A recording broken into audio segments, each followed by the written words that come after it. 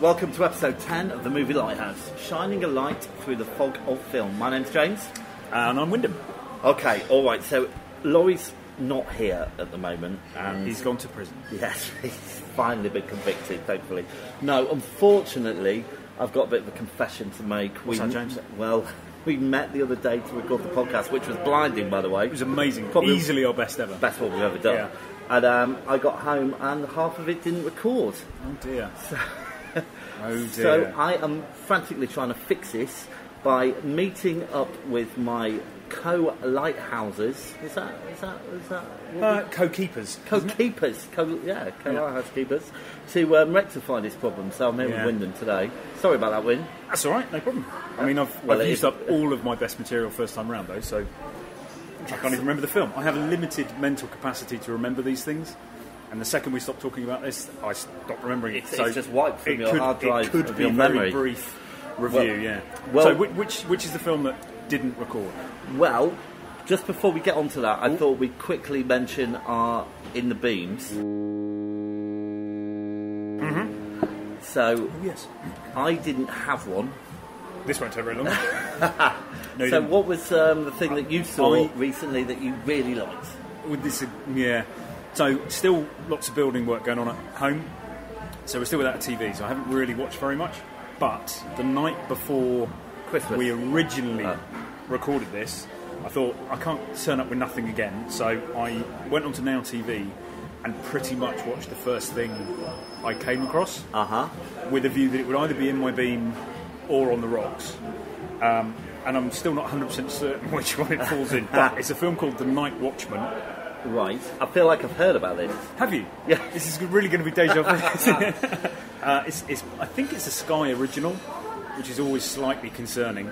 But basically, it is a film about 4 night watchmen who are the security guards within a newspaper building.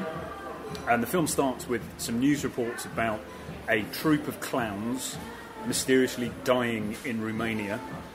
And they're Blimpo, I think the head clown is, and their bodies are shipped back to the US for a suitable burial.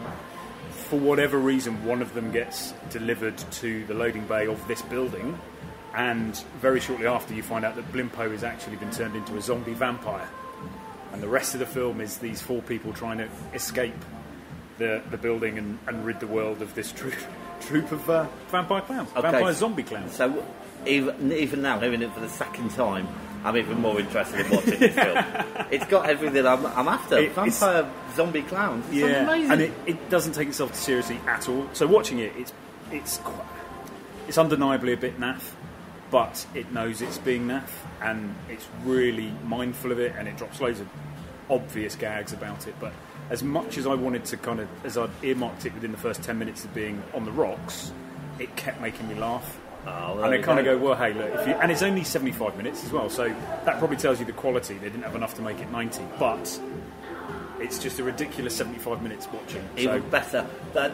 Another horror film springs to mind, which is very short. I think it's only about 70 minutes long, and it's called The Ginger Dead Man, and it's about a serial killer who falls into a vat of cookie dough and comes back. The Ginger Dead Man. Oh, very good. Yeah. I thought it was going to be a bit bigoted against ginger people, but it's not. No. I've gone too literal. Yeah, and I don't think we can do that anymore. What's that? Hate ginger people? Yeah. No, quite right. We should. Yeah, not quite right. Yeah, I'm not saying we should. My beard is quite predominantly ginger at times, so not really. And with the sun behind me, I have like an auburn halo. Yeah, but you're not ginger. That's true. Yeah, I don't know anyone. Well, I've got a few people. I actually don't know any gingers. I know a lot of strawberry blondes. But it's just, self-professed strawberry blondes, to be honest. Anyway, right, brilliant. Right. So let's get on to On the Rocks. Okay. So I'll kick off, because my On the Rocks was Indiana Jones and the Last Crusade. Now, Laurie hates that film as well, doesn't he? He absolutely despises it. Look, I just thought it was cliche-ridden. I loved the first 2, and I watched this kind of with an open mind, because I had the box set, got it from the charity shop, and, I just thought that the opening was dull. There was nothing new that I hadn't seen before. If I saw Harrison Gurn and do his, indie face another time, it was making me sick. So, not keen. I don't feel passionate about this at all. I imagine when you discuss this with Laurie, Yeah, you might have a slightly more heated discussion. Yeah, so I'll bring it up again with him. But yeah, that was my choice for that. And the only thing I'd say about it is it's not as bad as Indiana Jones and the Kingdom of the Crystal Skull or whatever that one was. Right, okay. That is truly diabolical. With Shia the Beef. That is Shia the Cow, yeah. Shia the Cow, is that the literal translation? In my head. My linguistic skills are limited. Did you have an On the Rocks? I didn't, no. I literally, well, unless you want to put The Night Watchman on the rocks as well. But I don't think so. I think it's a bit too funny to be on the rocks. I'm definitely going to check that out. Yeah, cool. Definitely. All right, so we're going to get on to our feature presentation, which is Critters. Yep. So, before we get into it, let's have a clip.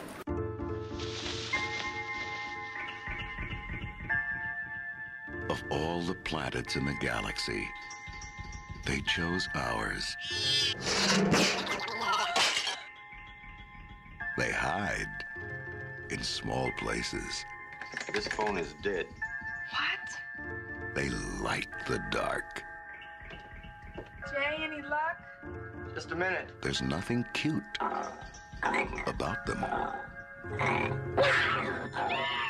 They've come a long way, and they're hungry. Let's talk about first memories for this, because this is a film that's very close to my heart. Go on. I was obsessed with Gremlins and all that kind of stuff, and I was a big fan of the take-home, rent-a-movie, from your local shop thing. Yeah, so this would have come out when it was 1988? Yeah, I should give you a few facts about it, actually. I'm feeling uninformed.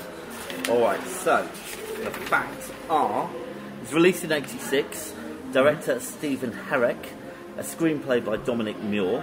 It made $2 million at the box office. Notable actors Dee Wallace, Scott Grimes, and an appearance by a young Billy Zane. With a ponytail. Yeah, and there were 3 sequels, all of diminishing returns. And they're talking about another one, aren't they? Yes. So do I know that because we've already done this? Yes. Ah, right. Sorry. Stealing your thunder.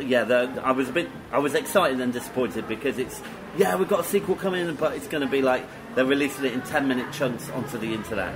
So it's very much going to be the Muppet Show with Critters, I think. but yeah, just to get back to when I saw this. So this was deep in the heart of the 80s, and my mother had no idea about horror. I don't think she had any concept of it. So therefore, I would go with her to the video shop and choose anything I wanted to watch. It was definitely that time when the video shop was just this cavern of wonders. Yes. You'd walk in and there'd just be these amazing video covers, and Critters had a brilliant cover. Do you remember it? Yeah, I do. I remember the video cover. How was it like? Well, it's just one massive angry critter. Right, yes. With Critters written on the top, and that's all you really need to know. Is it's on a kind of a farm. It looks like it's on a farm somewhere in America. Massive, furry, pointy teeth, red eyes. I'm into this. This is going to be cool. And so because I chose this when the invasion theme came up. Yes. This was one of my choices. Thankfully, because it is an invasion movie. Yeah, thank you. And I picked it because I had very fond memories of it. And then on watching it, it slowly dawned on me that I had never seen it before. And I think it was one of those things that every time we went to the video store, whereas your mother wasn't particularly aware of horror and you could get whatever you wanted, my mum was very aware of age certification. Oh, really? And I was younger than... I only think this is a 15 thing. Yes, I think so. But I was younger than 15, she wouldn't let me hire it. So the other week was the first time I saw it. And I think it suffers, in my opinion, because I'm now 42. I'm glaring at you now because I completely disagree. Because this you love it. Everything. It was sat on a farm. Snap. That was me. There was a young guy in it who was really cool. Snap. Bang. That was me as well. Did you run around blowing stuff up on your farm? Not really.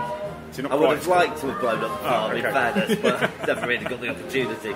But yeah, I older sister who bullied you all the time. She stuck a garden fork in my head once, but that's another story. Wow. Yeah. So we need to get on to some Stephen King. Anyway, look. Watching it again, I was very excited, and I realised when I was watching it that I had seen this film a lot. How many's a lot? At least over 20 times, because I knew every single thing that was coming up in this film. Although I was a little bit surprised at the shocking sci-fi at the start. which was, Yeah. you know, trying to be a little bit Star Wars. That completely threw me. Yeah. That was my first inkling that I hadn't seen it before. And you because had the all I alien knew- gliding along, Yeah. but only in one shot. Yeah, That's the only exactly, shot because they it was could too expensive, afford. yeah. Then you just saw it all for the waste up afterwards. Yeah, and for me, that was the first inkling I hadn't seen it, because I was expecting it all to be on a farm. I was expecting it all to be... Quite a lot of it was on the farm, and it in was. fairness, with. So it's about an hour and a half long. Yeah. And it just, for me, because I came to it so much later than you, Yes. it just felt like it went on forever before you saw a critter.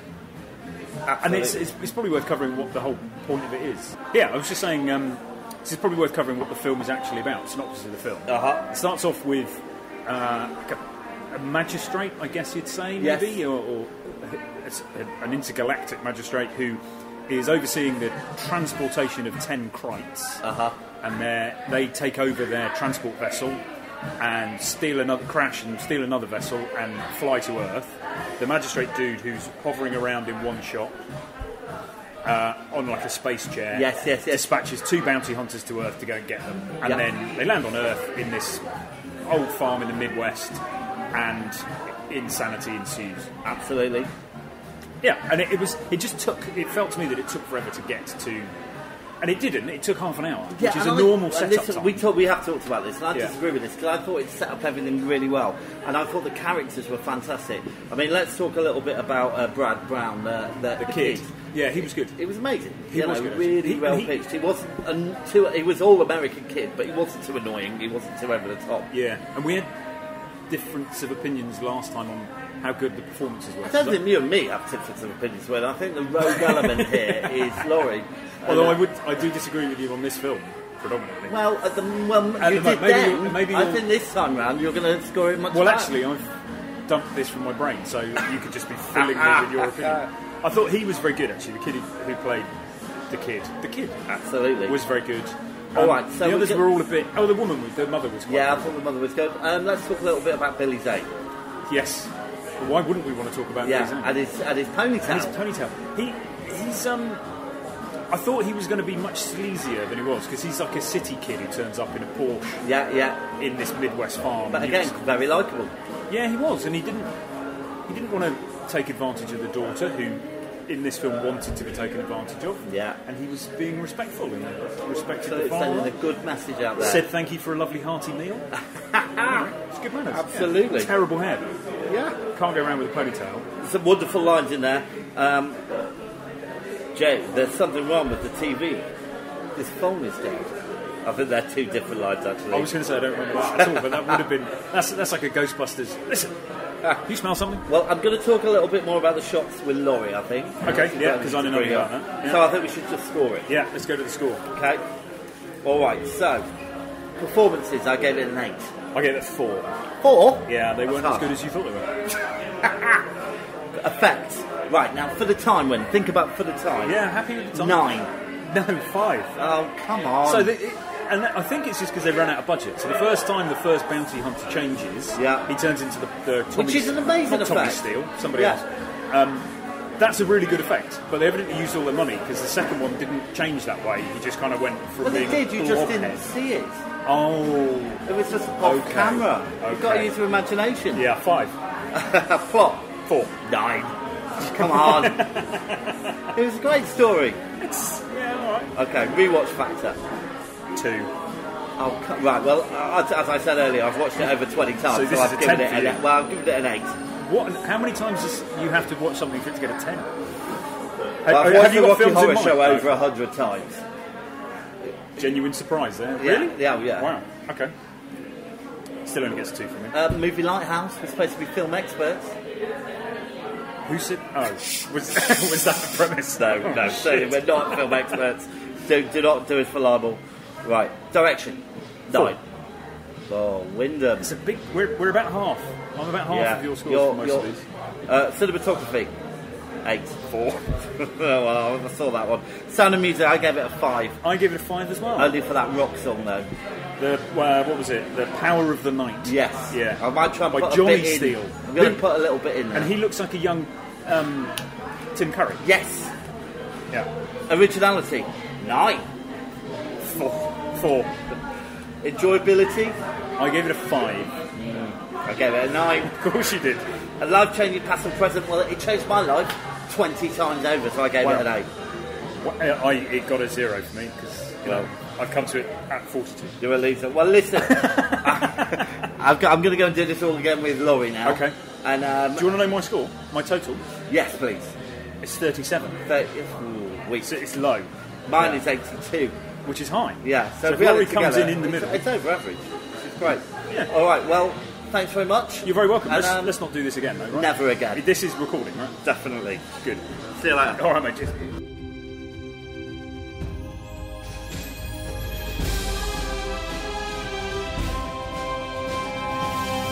Lighthouse.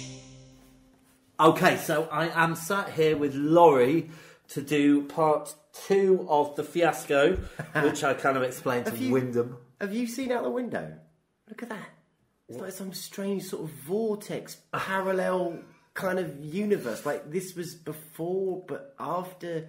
It's all very strange. It's very strange. We don't know if we're living in the past or the future, Yeah. or just an alternate reality. What happens if we hear our future selves? Oh my God, we might. Shit goes down. Yeah, we might explode. Shit, well, I'm drawing the curtains. Done. All Right. right, so we are going to start with your in the beam choice. Oh, crikey, can I remember it? Blimey, okay, I need to put my mind into the future again. It's The Witch That Came From the Sea. Yes. So this is a film I'd never heard of, and you went, hey, I'll check this out. Yeah. You slipped it over to me. So it's basically Arrow. They make, sort of specialise in DVDs, specialising in sort of the old cult sort of horror films and, you know, the more sort of obscure sort of... Yeah, we're not talking hammer video horror here, nasty. are we? Yeah. But we're not talking hammer horror. No, we're talking like video nasty, Yes. like sort of videotape generation 80s films. Films, you know, like Evil Dead, From Beyond. Brilliant films, all of them. Yeah, Suspiria, that kind of stuff. Yeah. Really, really good stuff to look at, actually. So the Arrow DVD releases, you always get a really good front cover. Anyway, so yeah, you slipped that over to me, and I was like, okay, all right, I'll check it out. So The Witch That Came From the Sea, I believe early 70s, something like that. Yeah. Kind of a film you'd never see nowadays.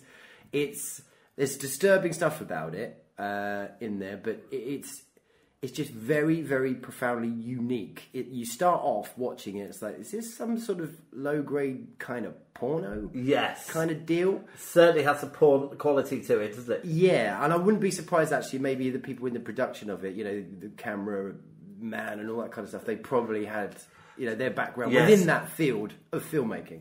But so early scene, she's sat on the beach, this lady who is our protagonist, and she looks over to some hot guys working out on Muscle Beach. Then some crazy shit goes down, and it just gets more and more interesting from there. So it's unique and worth a watch. I think unique's a really good word for it because you just don't know where it's going to go. Yeah. And where it does go is rewarding. Yes, I like it very much. I feel quite bad for her, but you know, it's a good film. Good film. Excellent. And did you have an on the rocks choice? On the rocks. Oh, okay. So in the future, I am sparse of on the rocks stuff. So I may. You could always choose. Go on. Indiana Jones and the Last Crusade. Absolute freaking moron. Right. So you've put that on the rocks, right? I certainly have. Okay. You're completely wrong. Am I really? You're profoundly wrong. Raiders of the Lost Ark. That's the one. Yes. Temple of Doom. It's good, but it's not so good. Raiders is the first one. Crusade is brilliant. It's great. Not as great as Raiders of the Lost Ark. Yeah, no, Raiders of the Lost Ark is just fantastic. Yeah. But Last Crusade is great. I remember, so it came out in the cinema, and I was just the right age to run down and watch it with my pals and stuff. And I loved it. It's funny. It keeps on going. Harrison Ford's doing his bit. Sean's doing his bit. I had to go to see Superman 4 about that age, I think. Oh, right, okay. Very disappointing. River Phoenix does his bit, you know. What bit does he do? Oh, yes. The origins of. Now, this is actually, so you was grilling my ass. We had a little solo break-off bonus track, didn't we? We did. You got really angry with me saying about... you know, I can't talk to you about this because you're just completely in love with the franchise and you can't see anything wrong with it. I've thought a little bit more about this. So the origins of Indy is explained in 15 minutes? Yes. How he gets the skull, how he gets the whip, how he gets the hat. And then Solo essentially is a whole film dedicated to pretty much kind of similar kind of thing. But the failing of it is what you've got in A New Hope. Han Solo is in it for himself. Yeah. So when you get to that point, you know the rebels are going to go off and attack the Death Star. Han's got his money. Spoiler alert! Oh shit! Sorry, guys. Well, anyway, Han makes a decision. All right. Yeah. Contentious decision. He's going to take the money, and he goes. He does because that's his character. Yes. You know, you think, okay, he's a shit. But then, you know, obviously Luke's in a bit of shtuck. Darth Vader's, I have him now, that bit. And then, pow, then we get the Millennium Falcon. Oh, Han's actually a good guy. So there you've got that. But whereas now, you go back, and if a kid was coming to this franchise and watched them in order, they'd be watching Solo before A New Hope. And they'd be like, Han's obviously going to come back. There's no chance he's going to run off with the money because we already know he's a good guy. So that is Okay. Do you know what I'm saying? I That's do know what you're saying. A little bit of a, but that's the problem with all like prequels and stuff like that. They're always going to retcon a lot of things that have happened. Yeah. But he does shoot first, though. To be fair, yeah, he does. Have you heard that they've said they're pausing these standalone films? No. Yeah, apparently really? so. Yeah, because you didn't go to the cinema enough to see it.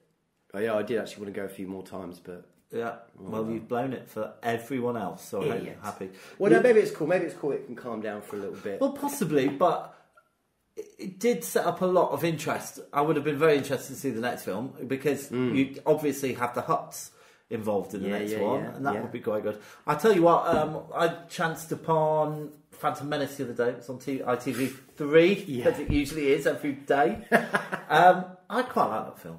Wow. Yeah, I don't dislike it. I mean, there's way too... It's the most palatable of the three, if that makes sense. Yeah, I think their worst mistake, I think we should have seen Anakin as a teenager. In the first one? Yes. Right, yeah. You know, so he's not an annoying little brat, but he's somebody who's like a bit bad-tempered and very good at what he does, but arrogant. Could have been more in... Yeah, you're right. It would have read better, been more intriguing. Yes. And, you know, he's too young to fall in love with Padme. That's weird. Yeah. Didn't you do that, though? I did that. Yeah, but... the older... Alison, I suppose what's weird is they actually got together. Yeah. Yeah. And what else? Pod Racing's good. Darth Maul's really good. Yeah. That's about it. I Talking thought about it. I thought Liam Neeson's good. Yeah. Oh, but are we going to recommend people to go and watch that? No. Movie Like listeners, if you get into the Star Wars stuff, actually watch it, check it out. But way, way over and above any of that, and definitely on par with these standalone films, is the Clone Wars. And I had a problem with it because obviously it looked like kiddie stuff. Yes. Once you get into that, there's some great stories. Obviously, what the guys that were making the Clone Wars, they kind of realised Lucas made a bit of a balls up. And they, from the bad stuff that they've got, they make some really, really cool, interesting stories in there. Wonderful stuff. The way that Darth Maul comes back, obviously you get the end of Solo. Probably quite a brave decision from Disney just to put him in there, because loads of people might not have seen the Clone Wars and loads of people haven't. They would have been like, what? He just got chopped in half, didn't he? But, if you've watched this stuff that's in the journey of that character, him coming back and all that stuff, it would make perfect sense, and it was wonderful. But yeah, Clone Wars actually, so definitely worth looking at if you are not fatigued by it all. I would like very much to see a cartoon based on Darth Vader. So from the moment he becomes Darth Vader at the end of being a the third one, and how he gets used to it. I know there's a comics series, book series at the moment. Yes, there is, which is very good. I haven't read it, but I've read the synopsis for everyone. And it's all about him and Tarkin's relationship, which is quite good. I don't want to see Peter Cushing brought to life again by the power of computers, but I wouldn't mind seeing him. I think you probably in would. animation. Oh, in animation. Oh, right. Yeah, I see what you mean. Yeah, sort of a softer, looser kind of thing. Yeah, that's cool. Anyway, we mustn't do any more Star Wars. Come on. Right. So let's get to the meat of it. We are going to talk about Critters. Right. So. Your son watched it. Right, okay. Obviously, I grew up, videotape had arrived. Yes. Yeah, Betamax didn't quite hit it, but then we had VHS. We had the Video Man. So film was a massive thing for me. As it, I should imagine, was for you, and as for a generation. So it would always be that time you go down to the video store, or the Video Man will turn up in his car, and you flip open the bag. Where's all the cool gear? And sometimes the cool gear's out. It's rented. I'm just trying to think about what would be that exact one. Well, Nightmare on Elm Street would have been up there. But Schwarzenegger. So Total Recall would have probably been in there. That's a bit later. It's a bit later, wasn't it? Yeah. So we're young. So my son's 8. All right. So I'm running to the back of the, Video Man's thingy. Like, oh shit! All the cool ones are out. And I know, it's the front cover, isn't it? That's always kind of like the charm. Yes. And Critters was one that had a really cool front cover. Can you describe it to the listener? It's hand painted. Yeah. When they used to do that. Uh-huh. Beautiful hand painting. It's probably not done by the hand of the most talented of artists, but you've just got to you've got a full on cheeky blue. It could actually be a giant, couldn't it? Because they do actually grow big. Yes. I need to look at that image again. Maybe he's taller than my mind thinks he is. I think it's a massive critter looking at you with loads of teeth, smiling. So that, if I was 8, that would have been the one I would have picked and gone, let's just check this out. But to be honest, I think when it came out, I was a bit older than that, because this was a few years after Gremlins, wasn't it? Sort of tied into... It's a year after Gremlins, I think, wasn't it? Something like that. I will confer to my notes. Yeah. But where am I going with all this 8-year-old stuff? 1986. Gremlin was 1984. Right. Okay. So a good couple of years after. They probably watched Gremlins and went, "Oh, we've got to make something like this shit." Yeah. These guys love little dickheads running around. So yeah, I was like, it was actually at Christmas time when we were like doing stocking fillers. And I always want my boy and my girl, when she gets older, she's 3. All right, fair enough. I'll spare her for a little bit. But however, she's watched Gremlins and she's watched E.T. and she loves E.T. Never Ending Story. Yeah, it's one of her favourite films. Brilliant. Never Ending Story. Oh, yeah, nice. Yeah. How about Dark Crystal? I don't think she's seen that yet. So yeah, I'm a big one. I was like, could Critters be on Roman's menu now? Screw it. So yeah, I let him watch it. Well, let him watch it. Made him watch it. I made him watch it. Was he on the edge of his seat? No, he was laying down. It was quite a hot day. It's been very hot. So he's been laying down. Was he nervous though while watching it? I didn't think so, but on chatting to him about it, and I think I do have the interview if I send it to you, see if there's anything in it. But he went on to kind of explain there's some bits that disturbed him. All right. So what did you think? I thought it was a pretty good film, but if you were young, I don't really recommend it. You don't recommend it for what? So what age would you say is the youngest you can really watch it? If your parents allow it, maybe like 8, 9. Okay, all right. What did you like about it? I liked all of how they made the ship work and stuff. Yeah. Okay. What would you give it out of 10? I'd probably give it about a 6 or 7. 6 or 7? And a half. And a half. Okay, so is it 6 and 7 or 6 and a half? 6 and a half. 6 and a half. Yeah. All right, there we go. Thanks for that. But yeah, so the eating the guts out stuff, I think was the way he described it. And the big, really great effect in this one, actually, the metamorphosis. When the bounty hunters decide to adopt a facial image, you've got this sort of melting mush. Yeah, so how did they do that, do you reckon? I reckon that is a really well-sculptured skeleton, skull, and then you've got layers of wax on top of it, and they've heated it up and slowly melted it down and then put other sort of effects and smokes on it, but it looks brilliant. It's kind of similar to like the end of Raiders of the Lost Ark, you know, when the horrible, really horrible Nazi farty face one that burns his hand when his face melts. Yeah, there's also a very good scene in Dragonfire in Doctor Who, which wasn't a very good story really, but at the end Kane melts and they used exactly the same technique. It stands up, and that obviously affected Roman. And why is that it affected him? It's because it's got a sort of realness to it. It's not a CGI effect. I don't think he would have had the same comment back to me. It's like, oh, Dad, that kind of fucked me up, that kind of thing. If it didn't look as good, and it looks really, really good. Anyway, yes, right. So I have had a conversation with Wyndham about my thoughts about this. So I really want to hear from you. What did you think? What's your first memory of Critters? First memory of Critters, I think I've only actually ever seen it once before this second viewing. Shocking. It is quite weird. I've seen it loads of times. It is quite weird. But I remember enjoying it. I remember laughing at it, but I didn't rush back to go and watch it again. Sorry, we've both just had a massive roast dinner. So our stomachs are really adjusting. Because it's like that. It's all right to have a pause, isn't it? They're all sat down anyway, I can tell. They're probably roast dinner themselves. Yeah. Who knows? I'm going to have a little look out the window again. Oh no, it's still doing it. It's still the future. Yeah. Well, no, it's not. It's like the... Well, anyway, we won't go into it. I thought it was good. I had fun with it, and obviously we would have talked about it on the playground. So it was cool. But the second watching, this is what took me, which I imagine you're probably going on to. Yes. Yeah? Okay. All right, fair enough. It starts off a bit slowly, but there's some good comedy in it. There's obviously that budget element to it, which is, you see the guy floating first of all. Oh yes, in space. But then the rest of the time you ever see that guy that's floating on this floating platform, you only see him from the waist waist up. Yeah.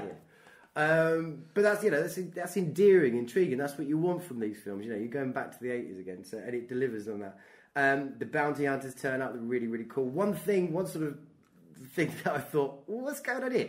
They're basically transporting the Crites to the prison to be destroyed. So, why didn't they just kill him? They killed two of them on the way because there was so much trouble. So it implies these people have standards. They have a process of. Which is because you can't just if you arrest someone in America, you don't just kill them. You make them hang around to be killed. Yeah, you take them to the asteroid and do it. Never really understood why some people can be on death row for ages. Yeah, is it because other people were talking about it, and or is it a form of cruelty, like a form of torture that you don't really know when your number's up? Or is it because maybe they hope that one of them has a mystical healing quality about them that they could use? I enjoyed that film. I like that film. So I think the pace of it's really good. You go there into the farm after the critters make their break from the prison planet in their one-buttoned controlled spaceship with their tiny little hands. Yeah. And then we meet our boy and the guy that's hearing sounds and stuff, and you think he's drinking because he's got a drink problem, but he's drinking obviously to knock out the sounds that actually turn out to be quite correct. Yes. And then shit goes down in the farm. Slowly but surely, but I think it's funny. There's loads of funny stuff about No, it. I misremembered just talking about the guy. I was sure he went off with the bounty hunters to become a bounty hunter, but I think that might have happened in the sequel. Right. Okay. Which I do actually have, because when you buy Critters, if you go on Amazon, you can't get everything. You can't buy one. You have to have 4. Yeah. Bargain. Yeah. I quite like Critters 2 though. Really? Yeah. Whenever I think of Critters 2, I always think of there's a bit where Bradley Brown comes back in town and someone says Brad Brown's back in town. It's a nice saying, isn't it? Yeah. Yeah. I wish I had a name like that, so people would say that about me when I came in. You'd just be going back into town all the time. Just for that reason. Right. What did you not like about it?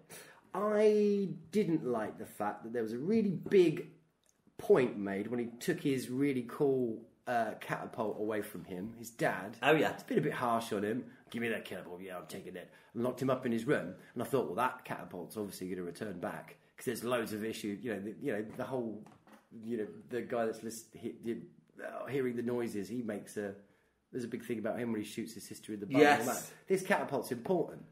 This catapult's not important. This catapult doesn't arrive ever again. When the critter stuff's going down, that's obviously he's going to find that again. Do they not, at the end, do they not catapult something into the ship? Does he get his catapult out? No, I think they just throw it. Yeah, he's got his big one in his pocket. So there's a big thing about and then the they big just one, do the alcohol thing, don't they? big, With the rag in it. That's it. I'm not convinced that actually works. Have you ever tried that? Don't try this at home. We should try it. Barbecue wasn't lighting once, and I got some. It probably would have been Jack Daniels actually. Not my favourite. No, but have you put some alcohol in a bottle and put a rag in the top and lit it? No. Nor have I. Do you advise it? No, not at all. But listeners, try it. Write in and let us know. Don't. What did you think of the puppetry? It's basic. Really, really profoundly basic. I mean, when he first chucks a firecracker into one of the critters' mouths and it does this sway, it's wonderful, but really endearing. Really, really good. I forgot they got bigger as things go on. So I think that's a cool detail. It does I love make the spikes. And I think someone made this point before, but because I couldn't understand why they weren't all big, but they may grow and shrink according to free will or food. Free will or food? Yeah. I was just thinking food because they just eat everything. They eat cars, cows. I don't know. Free will or food? What about the cinematography? Because I quite liked it. So there was a bit. A couple of things that stuck out for me. There's a big shot of an eye in the spaceship, and then that turns into the waste disposal unit. I think it's I want to say fisheye, but I think I'm going into the future. You are really giving. You are giving. Yeah, but I thought I love this film, except you can't repair a house by the press of a button. It just doesn't work. There's a lot of budget spent on that house blowing up. So there's loads of. I think this film's been made obviously by film fans as well. So you've got loads of references to other films. The house, it exploding and then kind of coming back together is actually very reminiscent of Poltergeist when the house sort of pulls into a vortex. It doesn't come back though, does it? It doesn't come back, but it's kind of literally the opposite you see in this film of that. You see there's Ghostbusters, the back of Dad's bowling. Yes, I like that little touch. You've got the Ghostbuster thingy on there. You've got Close Encounters, obviously, with a drunk kind of first. This shit goes over his head, and you've got the city limit sign or whatever it is, the speed sign rattling. That's Close Encounters. Obviously, Gremlins. We talked about that. Gremlins. I see a bit of Terminator 2 in there, and this obviously was way before Terminator 2. But you got the cop that's dead underneath the car. And one of the bounty hunters can't decide on what sort of face he's going to adopt, so he chooses this dead cop's face. But it is actually a dead cop's face, with cuts and blue and all that shit. So it's funny. But yeah, I see a bit of Terminator in that. I did tell my wife that, and she's like, "Shut up, shut up, you idiot." Well, the morphing bit, was good. All right then, so we're going to score it, but you can't give me your scores unless you write them down. Did you write them down? I probably... Let me see. Yeah. You did? Right, make... You got anything interesting to say? Only that there's going to be a prequel to the Dark Crystal, a series coming soon. Yeah, I told you about that. I told you about the last podcast. You want to listen to that? Oh, actually, I need to point out a massive faux pas on our last podcast. I'm so sorry. Another one. And I actually probably shouldn't even say this out loud. But I said that the hairdo of Miss Sparrow in Donnie Darko was reminiscent of... Actually, that hairdo turns up in this film as well. I do listen to you when you're talking. No, you probably don't. Who's the name of the singer? Johnny Cash. In Critters, Johnny Steele. Oh yeah, Johnny Steele. So he has Miss Sparrow's hairdo as well, which I mentioned in the last podcast that it was reminiscent of David Bowie's hair in Legend. But no, yes, and it's actually. Whoa. Oh, right, what did I just say then? Yeah, David Bowie's hair. In Legend, which he's not in at all. Yeah. Yes. Labyrinth. What the hell is wrong with me? And actually, it turns out it's not even his hair, it's Pat Sharp's hair. Anyway, we've moved on. I've got my scores. Ah, brilliant. All right, so I think I gave my scores. Do you want my grand total? We don't need to. Yeah, so just give us a grand total. Oh, shit. Oh, now you're asking. Okay, apparently it's 52. Great. Can I say 51? You can say anything you like because I have got the final score here. Oh, right, okay. Rattling some papers around. So it gives... Just in a pile of paper. We've got to clean out this lighthouse. so do. This is like a tinderbox, because that lamp, that freaking lamp and that paper. And what the fuck's that over there? What's that? Can't see. Is that Pat Sharp's weed? It's a bottle with some whiskey with a rag on the top. Damn it! We're going to die! Actually, we'll try it. Let's try it. Let's try it later. Right, so it gets a movie Lighthouse rating of 53, which puts it above Fahrenheit 451 and below Blood Feast. Yeah, that's right. Yeah, you think? Yeah. I'd have probably liked to have seen it above Blood Feast, but Wyndham scores things way too harshly. Yeah, he's got standards, that He kid, really though. does have standards. Yeah. Which one has he liked the most, do you think? What one that he's liked the most? Yeah. I think he was a fan. Actually, no, I'm thinking about the future. I think he liked Donnie Darko. I think stuff's gone weird. It's gone weird. Right, I am going to interdimensionally splice these things together, and we're all going to be back in the same room. I'm fading. I'm fading. Hold on.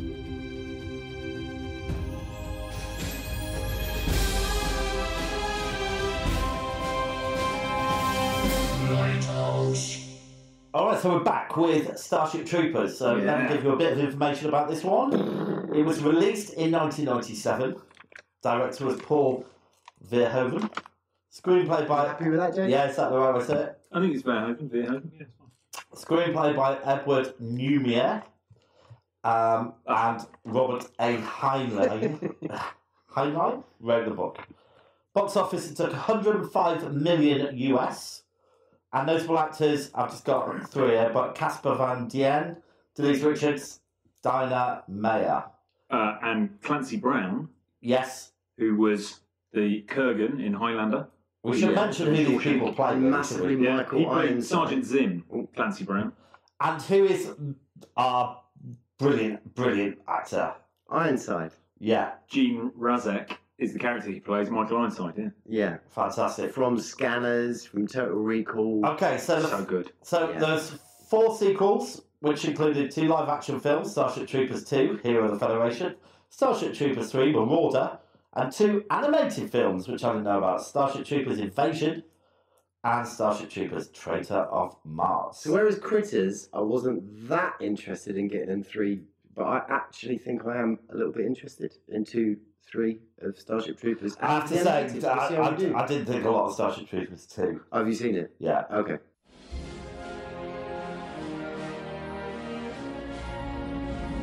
In every age, there is a cause worth fighting for. But in the future, the greatest threat to our survival will not be man at all.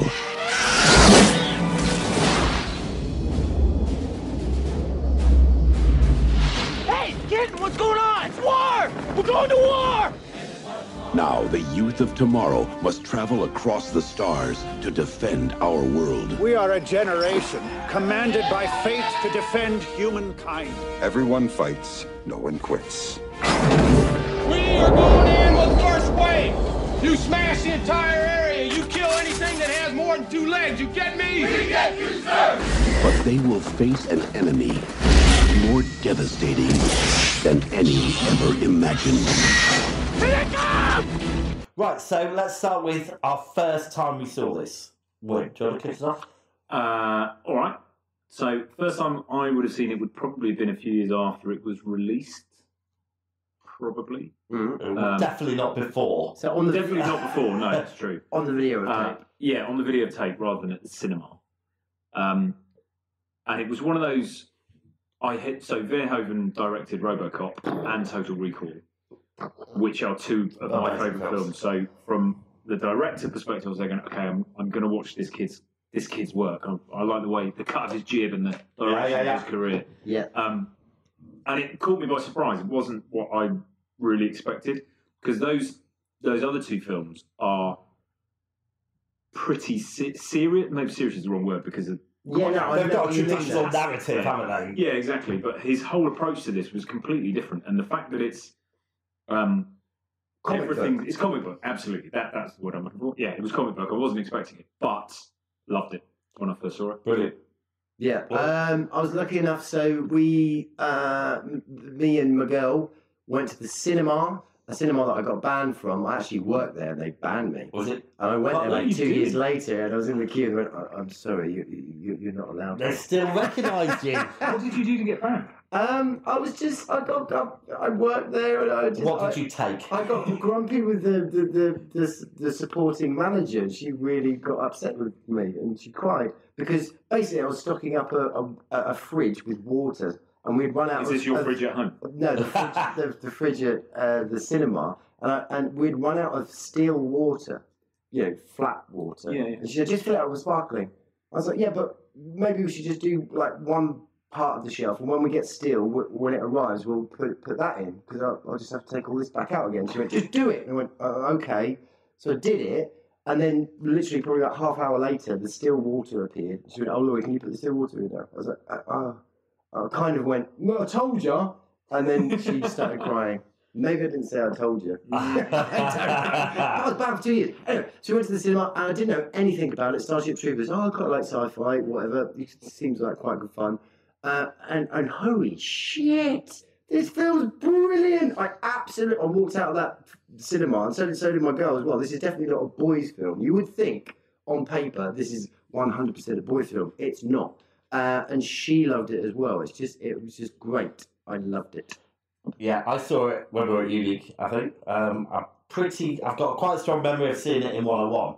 And watching it with everyone really, and again, I loved it. Every minute of it. It's such a good film. I never realised it was actually Van Hooven. Yeah. Any good? Whatever. Anyway, I didn't realise it was Total Recall guy. Moreover, RoboCop guy. But then obviously when I realised that, it's screamingly obvious. Yeah. Well, this guy is a world builder, isn't he? Yeah.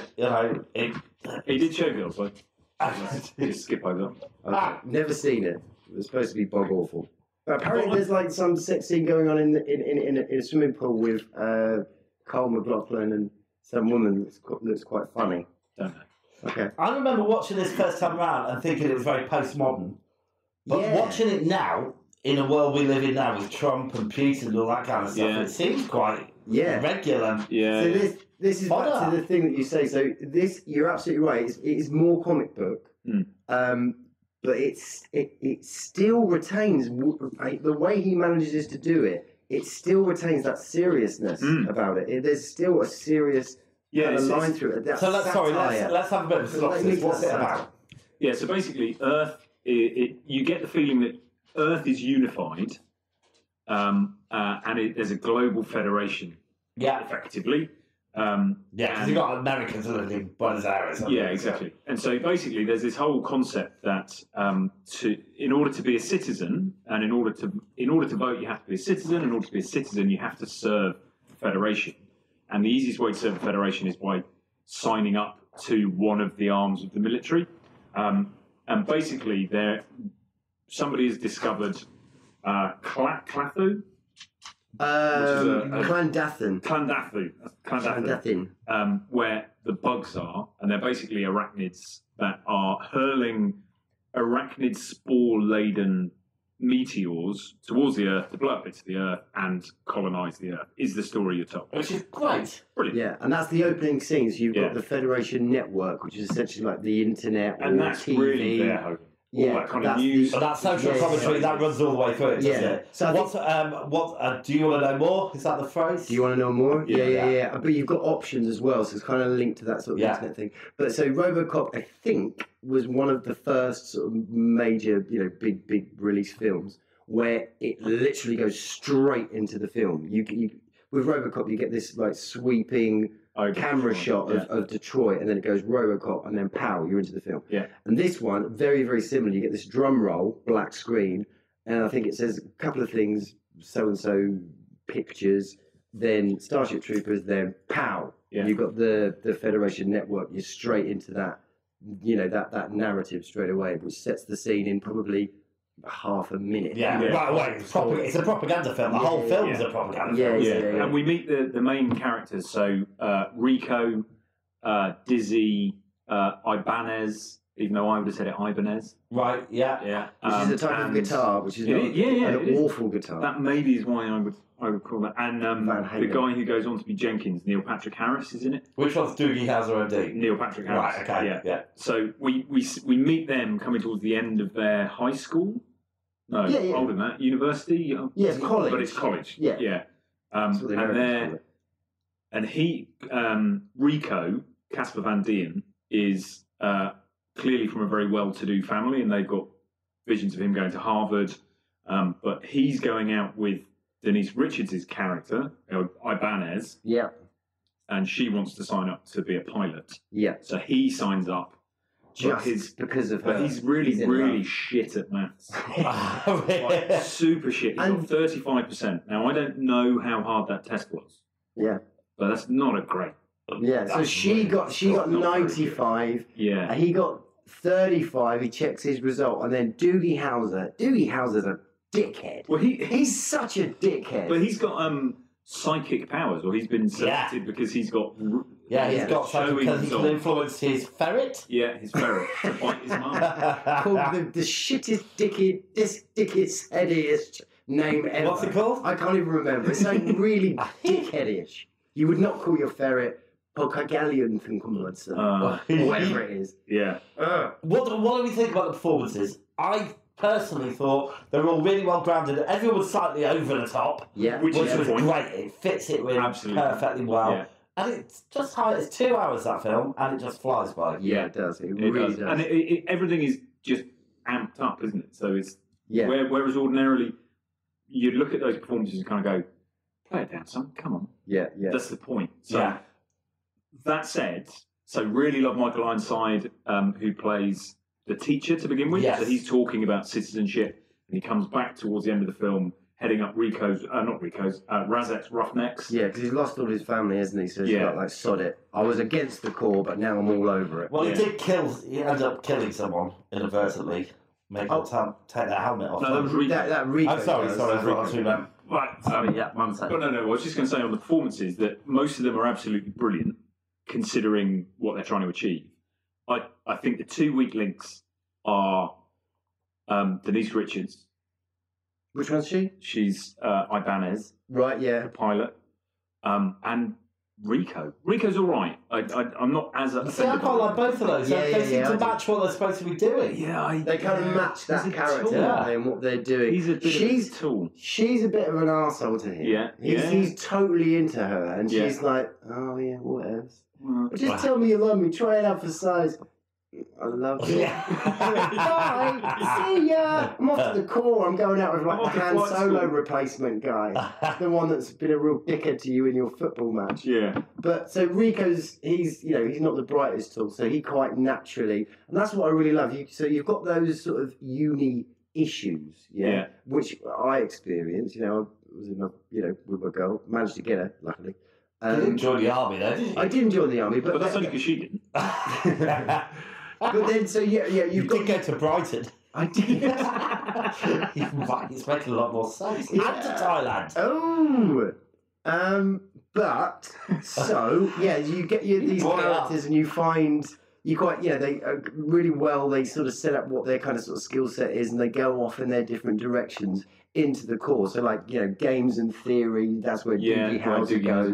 And which is military intelligence. Military intelligence. Next time I see you, you'll be saluting me, kind of thing. That's cool stuff. And a real character development there, because next time we see him, he's basically the Gestapo, isn't he? I love the costumes in this one. So that is, and then obviously because Rico's a bit of a dum dum, so he quite naturally goes to the core. The mobile infantry. Mobile infantry. That was it. Yeah. Mobile infantry, name of the man I am today. But Dizzy goes to mobile infantry as well, so she's got. So she went because he went. Well, but there is a bit where he challenges her on that. Yeah, throws a bit. But you never find out why it is if it isn't. Yeah, I believe her. I believe she genuinely went because she's got guts. She bought the Federation and citizenship. But they're all very lovely characters. I thought really was much better as a match for Rico than Ibanez.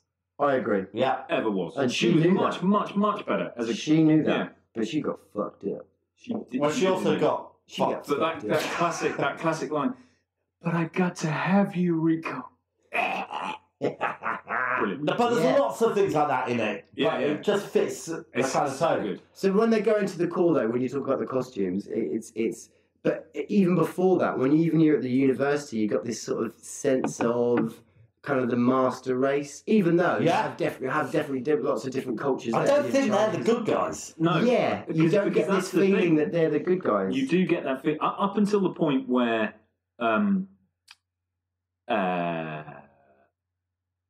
Buenos Aires is destroyed by a meteor. Yeah. You're definitely in that kind of going, are they blowing you up? Are you invading them? Or are they... I'm not quite sure. Yeah. This looks like a propaganda film.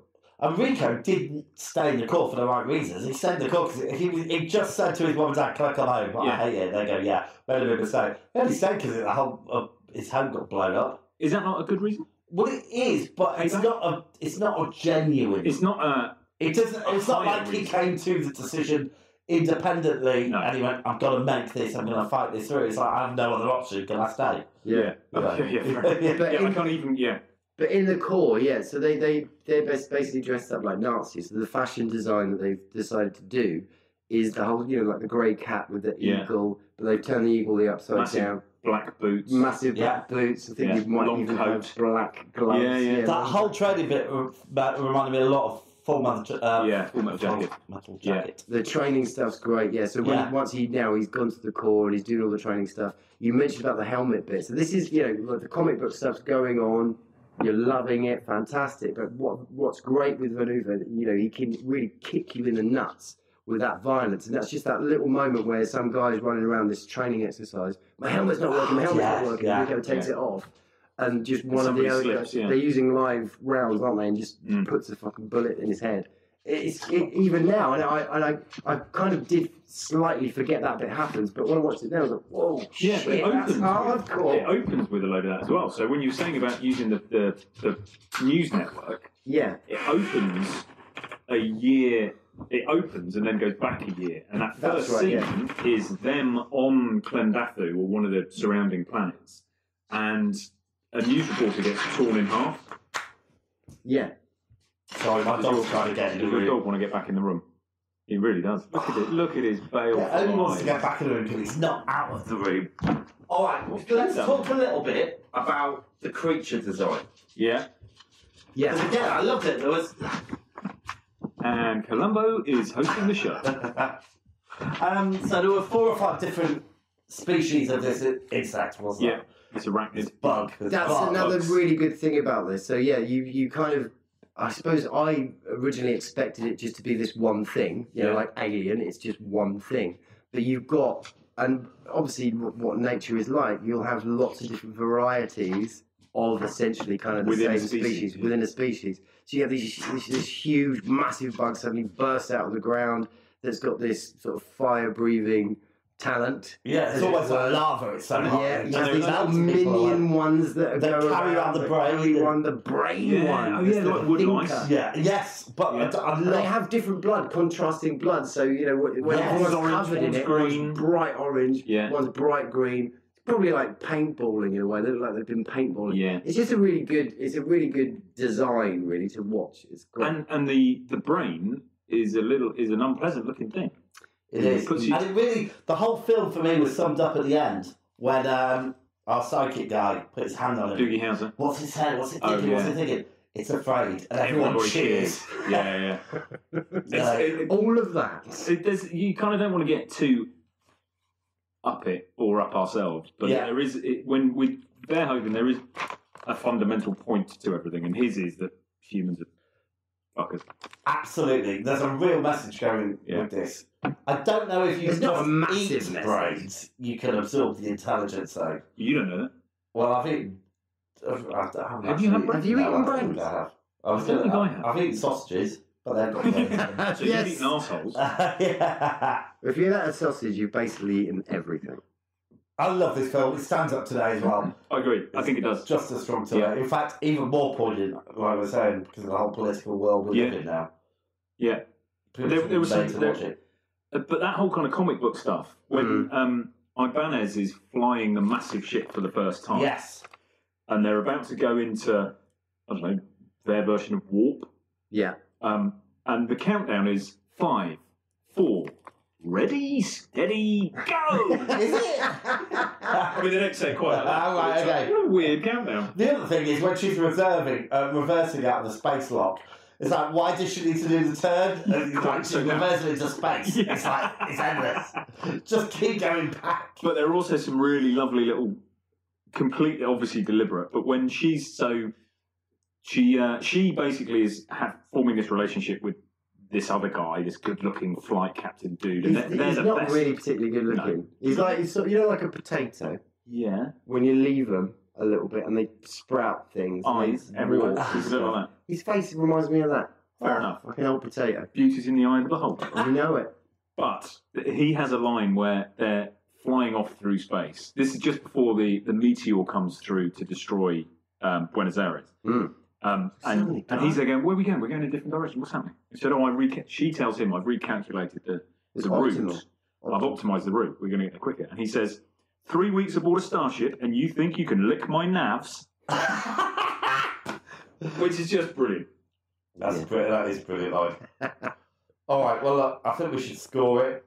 Unless we've got anything else. Has anyone got a favourite standout scene? I wanted to mention the kids as well. Just the little slots with the kids. So there's one where they're just stamping on, again, the bugs. And then when they're giving out bullets, like sweets to the kids, they have like a load of bullets or something. Do you remember that? I can't remember the bullet bit. No, I can't remember the bullet bit. Oh. I believe you. There could be a bullet bit. I definitely remember the bug bit. But they were doing bit for the core in Silver DMs.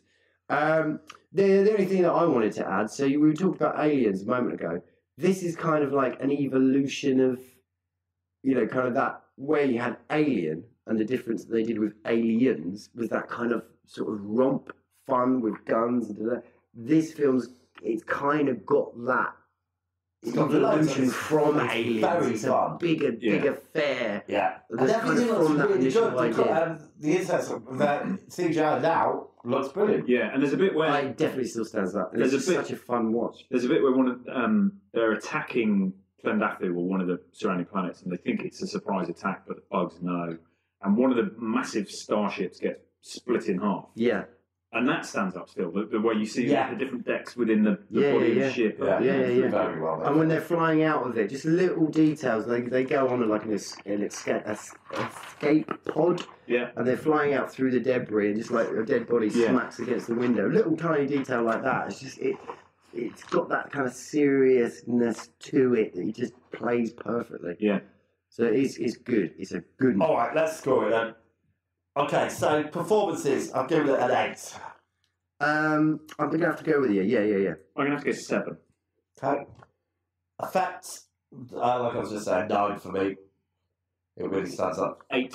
Yeah, 8. Back just on the creatures as well. So Doogie Howser mentions in one of his Network Federation adverts, saying, just a little tip, when you're shooting them, aim for the stem. Because you can shoot the crap out of it, but it's still 85% deadly, and you get that so many times in this film. They've shot the crap out of it. Yeah. But that is almost as if, bearing in mind they attack Plendathu under military intelligence, who know that it's not a surprise. They want to capture the brain. Yeah. It's like military intelligence aren't telling the mobile infantry to shoot the brainstem. Yeah. Because they don't. They're just blatting rounds all over it. Yeah. Also, I suppose if there is a problem with it, it is, you have that brilliant ending where she's about to get her brain sucked out. Yeah. And then they get out. Yeah. And then they go, we capture the brain. Yeah. So, all right. That's Sergeant Tim. Sergeant Tim. But he's established himself as being rock hard. Yeah. But you just imagine, because they're really protective of that brain, and yet no insects were coming out to try and save it. Exactly, yeah. So maybe a little problem there. Yeah. All right, plot, Laurie. 7. 6. 9. No, it is a really, really good idea. But I'm worried about films that I really love that. You can't judge. No, right, so that's wrong. Right, your vote doesn't count this week. Oh, shit. Right, rewatch factor, Wyndham. 7. It's an 8. It's an 8. It's great. Okay, direction, it's a 9 for me. Yeah, it's a 9 for me too. 8 from me. Cinematography, I'm going to give it an 8. I'm going to go 6. I'm going to go 6. Laurie, sound and music. It's good. You've the soundtrack though. You've got the. It's really Robocop. That's Robocop, isn't it? But it is very. That is Robocop. That is it's Robocop. Also, kind of Starship Troopers. Yeah, it's really reminiscent. Yeah, they evidently use the same band. Yeah, it's the same band. Yeah. I'm going to say 5. Just pedestrian. Well, not pedestrian, but it's just okay. Oh, it's 6. I went 5. Okay, Wyndham, originality. 7. 9. 8. Enjoyability, Laurie. Oh, it's 8. 8. 9. Life-changing past or present, I've given it an 8. Wow. That's a 0. I'll give it a 7. Because it 0? Yeah. 0? Yeah. Did it not have any impact on you? James? Yeah, but it's not life changing. I think we all have slightly different interpretations of life changing. And one day we're going to get a film where we have a different interpretation. Amaze you with the score. All right, we're talking about being amazed with the score. Yeah. Not just Robocop. Oh, okay, yes. Let's add our amazing scores up. Do you want to know my score? Not yet, it's not done mine yet. Right, I've done mine. All right, Wyndham, what did you get? I gave it 63. Okay, Laurie? Oh, damn it. See, But to be honest, when we were going through it, I literally just bumped them down just a little bit because I didn't What want did you give it? 74. I gave it 82. Which gives it a movie Lighthouse appreciation rating of 219 in total. Yeah. Which equals 73.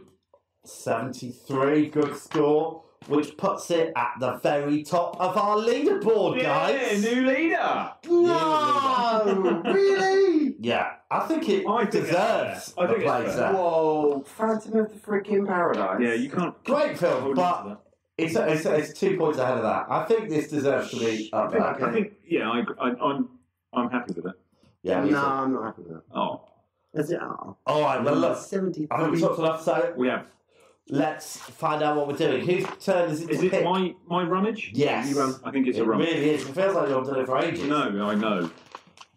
Oh, that's because I did it and then you had it. Okay. Oh no, I did it again. Have you got your ball bag? Of course, here is my phone ball. It's a bit sweaty today because of the hot weather. Would you like to do the honours and hold my ball bag, please? This really is a group effort. It really is. I'm going to do it via a lunge. There you go. You keep cutting it. Got one. Okay. It is. Is it Key of the Door? 21! Oh! Good number, actually. Nice, strong number. 21. I don't know if we're ever going to do a year again. All right, 21 is Animal Magic. Okay. Okay. Right, well, I've already got my first choice. Yeah, I think I've probably got the same one as you. Am I replacing? Yeah, they always get back in. All right. Compliment the So we're going to make our choices and then we'll be back.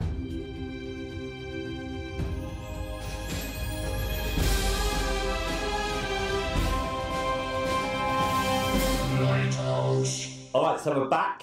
We've got our choices for you, Wyndham. I'm very excited. And I'd just like to point out, neither of you, for the listeners, neither of you used the assistance of any search engines or anything like that. No, you use the power of silence and eyes looking down to the right.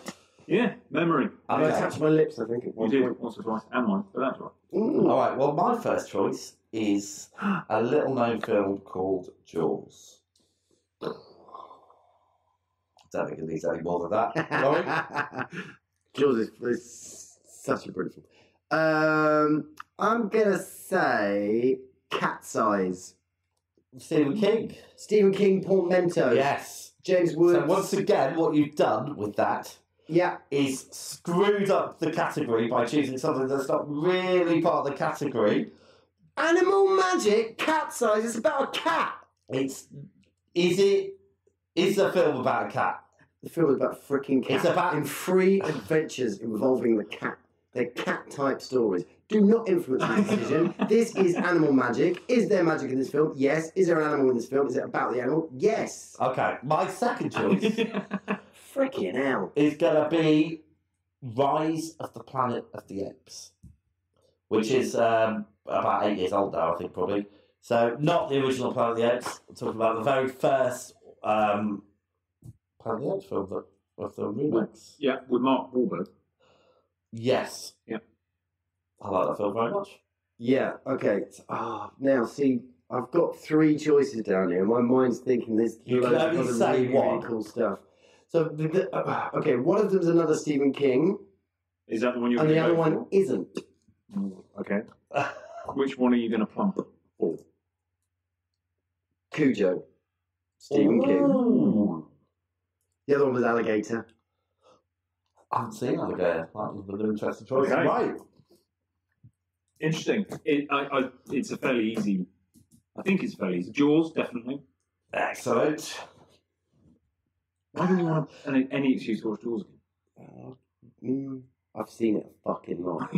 And so much so, it made me scared of baths. Yes. We'll talk about, all right, we'll talk about down to that next carpets. time. Jaws made me scared of carpets. I haven't seen. So the problem for me with Rise of the Planet of the Apes is Mark Wahlberg. Right. So not that. And I don't know. Don't do it, or you're not going to ever get to pick again. If you are thinking about choosing either mine, it's that one. No, don't. Do not be influenced, or you get disqualified. You are always. You're twisting it. You're pointing at the one you wanted to choose. That's not twisting. That's like being direct. Yeah, there is 2. But out of my 2, that one. You make me feel contrary now. Picking the other one. Okay, no, you rock on. I'm going to pick Cujo. Okay. Which was the one you wanted? Cat's Eyes. Well, actually, Cujo is a film about a dog.